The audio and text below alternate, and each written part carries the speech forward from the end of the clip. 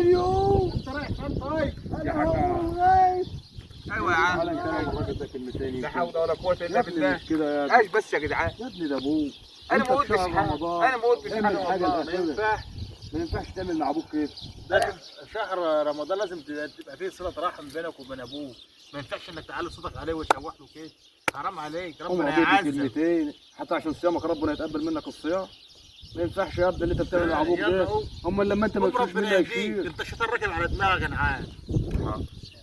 قوم يا ابني هو انا اهديك فعلا ربنا. غلطان، ايوه انت غلطان. والله غلطان. المفروض قوم يا اصلا ابوس ابني على اهديك رجلي. ربنا. انا غلطان. يابا سامحني يابا، سامحني يابا، انا اسف، حقك علي، حقك على اللي انت موت، ابويا مات يا جدعان، يا جدعان تعالى تعالى تعالى يا عم الحاج. ماشي يا حاج.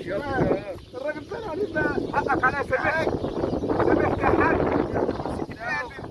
سامحني يا حاج، سامحني يا حاج. حلو قوي يا عم، الراجل ما فيش انت ما متش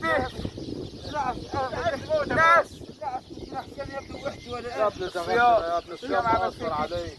كنت احسن ولا ما صايم. تخليش يعمل تعال حاجة بقى. بقى. ما تخليش يعمل حاجة.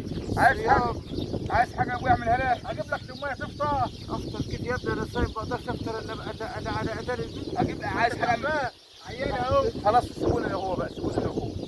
حرام عليك يا ابني، انت ما صلحنا فرجان. حاضر يابا بقى، ما تخلينيش اعيط بقى يابا بقى. سامح ابوك بقى يا ابني. ما انا سامحت، انا عايز سامحني. سامحني بقى يا عم، سامحني يابا. انت عايزني اسامحك يا ابني؟ ايوه عايزك تسامحني. طب وعملش كده وعملش كده دلوقتي وعملش كده، وانا هقول لك لو هسامحك هعمل ايه؟ انت هتعمل ايه؟ انت عايزني اسامحك؟ ايوه عايزك تسامحني. صل على النبي. عليه الصلاه والسلام. اللهم اني صايم. هتروح تزعل الفدان دي ده بشير لك من وشي يابا.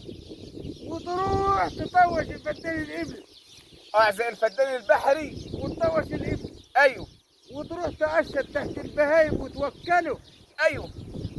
وتروح تجيب لي لقمه كلها على الفطار تكون حلوه كده هتتلم من عند الجزار، وتجيب لي شاتو ميه سخنين وتحط فيهم حبه ملح وتعكني رجلي. لو تحط انت حبه ملح في عينك يا ابويا وتريحني. يا بتقول ايه؟ ما بقولش احسن حاجه اللي انت بتسمعها. بتقول السماك. يعني بعد ده كله عملتك ده كله يا ابويا هتسامحني؟ اما اشوف تشوف اشوفك هتقبل الاول. اقول له ايه؟ انا عندي فكره حلوه. قول يا ابني، افكارك بتتعبني بس مش مشكله. انا مش عايزك تسامحني. يا ابني حرام عليك. خد بقى. يا ولد تعالى لي يا ابني، خد يا ولد يا ده.